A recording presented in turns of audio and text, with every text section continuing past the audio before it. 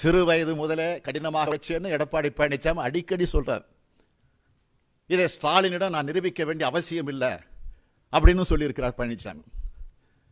முதலமைச்சர் எடப்பாடி பழனிசாமி அவர்களே, என்கிட்ட நீங்க நிரூபிக்க வேண்டியதில் அவசியம் இல்லை.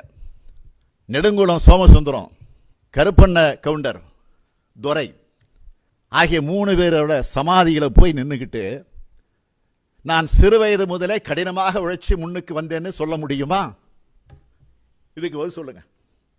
இதை நான் சவாலாக சொல்லுகிறேன். இதுக்கு மேல இந்த விவகாரத்துக்குள்ள நான் அதிகம் போக விரும்பல. படிப்படியா முன்னேறி வந்தேங்கிறாரு பழனிசாமி. அவர் படிப்படியா முன்னேறினாரா அல்லது தவழ்ந்து தவழ்ந்து போய் முன்னேறினாரா என்பதை தமிழ்நாடே பார்த்து சிரிச்சுக்கிட்டே இருக்கு. வாழ்நாளெல்லாம் சிரிக்கத்தான் போகுது. எனக்கு தொழில் விவசாயிங்கிறாரு பழனிசாமி சொல்றாரு. இல்ல, பழனிசாமிக்கு தெரிந்த ஒரே தொழில் துரோகம்தான்.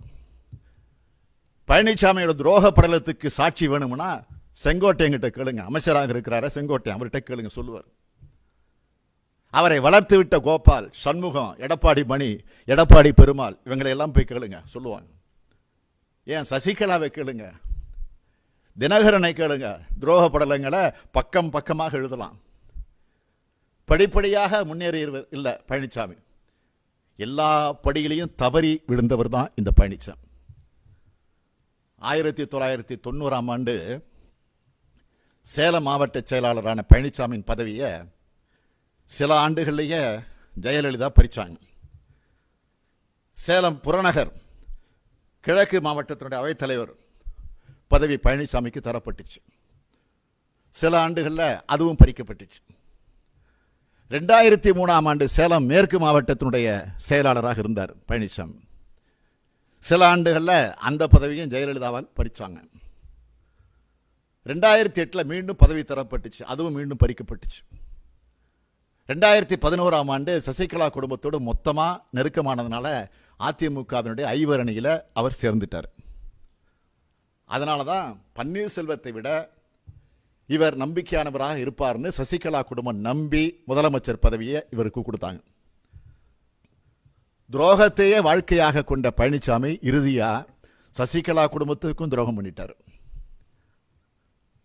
பங்காளிகளுக்கு செஞ்ச துரோகத்தில் வாழ்க்கையை தொடங்கி அரசியல் துரோகத்தால் பதவி சுகத்தை அனுபவிச்சுக்கிட்டு இருக்கக்கூடிய பழனிசாமிக்கு என்னை பற்றி பேச எந்த யோக்கியதையும் இல்லை. நல்ல எண்ணம் தீய எண்ணங்கிறத பற்றி எல்லாம் பழனிசாமி எனக்கு பாடம் எடுக்க வேண்டிய அவசியம் கிடையாது. அதுக்கான அருகதை அவருக்கு நிச்சயமாக கிடையாது. பதவி வரும்போது பணிவு வர வேண்டும்னு சொல்லுவாங்க. ஆனால் பழனிசாமி கிட்ட பணிவும் இல்லை, பயமும் இல்லை, பொறுப்பும் இல்லை. தன்னோட தகுதிக்கு மீறின ஒன்று கஷ்டப்படாம கிடைச்சிருக்குங்கிற மமதையில் தலைகால் தெரியாமல் ஆடிக்கிட்டு இருக்கிறாரு பழனிசாமி. கை சுத்தமும் இல்லை, வாய் சுத்தமும் இல்லை. பணத்துக்காக பணம் வரக்கூடிய திட்டங்களை மட்டுமே செய்யக்கூடியவராக இருக்கிறார் பழனிசாமி. தன்னை யாரும் கேள்வி கேட்க முடியாது, கேள்வி கேட்கக்கூடாதுங்கிற ஆணவத்தோடையும் இருக்காரு பழனிசாமி. இந்த ரெண்டுமே மக்களுக்கு விரோதமானது, ஜனநாயகத்திற்கு விரோதமானது. பணத்துக்காக மட்டும் எதையும் செய்கிறவங்க கூலிப்படைகளாக இருக்கலாமே தவிர அரசியல்வாதிகளாக இருக்க வாய்ப்பே கிடையாது. தன்னை யாரும் கேள்வி கேட்க முடியாதுன்னு நினைக்கிறவங்க சர்வாதிகாரிகள். இது ஜனநாயகத்திற்கு முற்றிலும் விரோதமானது. ஊழல்வாதியாகவும் சர்வாதிகாரியாகவும் செயல்படக்கூடிய எடப்பாடி பழனிசாமியால் தமிழ்நாட்டுக்கோ தமிழ்நாட்டு மக்களுக்கோ எந்த பயனும் கிடையாது. இதுவரையும் இல்லை, இனியும் இருக்காது.